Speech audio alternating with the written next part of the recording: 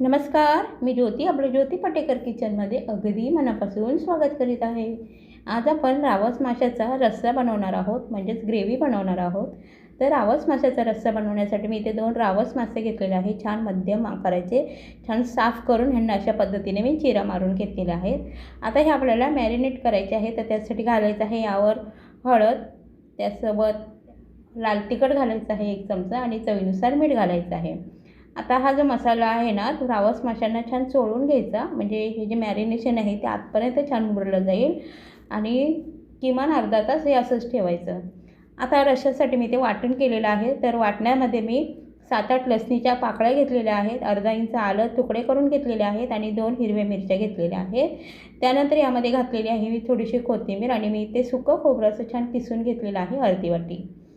आता तुम्हाला सुकं खोबरं जर घालायचं नसेल तर तुम्ही ओलं नारळाचं किससुद्धा यामध्ये घालू शकता। थोडंसं पाणी घालायचं आणि मग हे अगदी गंधासारखं वाटून घ्यायचं। पाहू शकता खूप अगदी छान बारीक वाटायचं आणि ह्या वाटणामध्ये ना जास्त पाणी नाही घालायचं, कारण आपण हे वाटण जेव्हा परततो तेव्हा मग भरपूर असे पाण्याचे शिंतोडे आहेत ना वाटणाचे, ते आपल्या हातावर उडू शकतात। आता इथे रस्सा करण्यासाठी मी 2 चमचे तेल गरम करून घेतलेलं आहे आणि त्यामध्ये 4-5 कढीपत्त्याची पानं घातलेली आहे। त्यानंतर आपण जे वाटण केलं होतं ते ह्यामध्ये घालायचं आहे आणि छान परतवायचं आहे। हे वाटण आपल्याला छान, म्हणजे जोपर्यंत हे वाटणाला तेल सुटत नाही ना तोपर्यंत आपल्याला हे वाटण परतवून घ्यायचं आहे, कारण हे वाटण पूर्ण कच्चं आहे। त्यामुळे ह्याला छान तेल सुटेस्तोवर परतवून घेतल्यानंतर ह्यामध्ये घालायचं आहे 1 चमचा लाल तिखट, अर्धा चमचा हळद घालायची आहे, त्यानंतर अर्धा चमचा मी ह्यामध्ये गरम मसाला घातलेला आहे।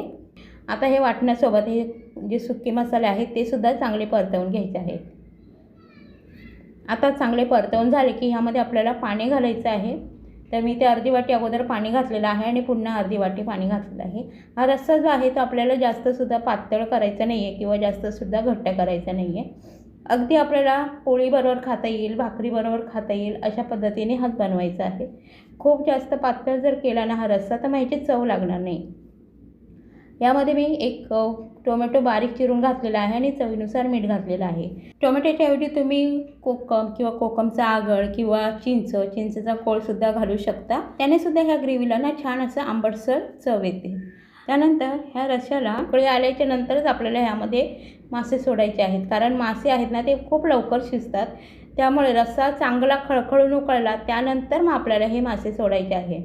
रस्सा छान उकळलेला आहे आणि थोडासा आटलेला सुद्धा आहे। आता ह्यामध्ये मासे सोडल्याच्या नंतर आपल्याला फक्त 3 ते 4 मिनिटं हा रश्श्याला छान उकळी काढायची आहे, जेणेकरून मासे आहेत ना ते व्यवस्थित शिजतील।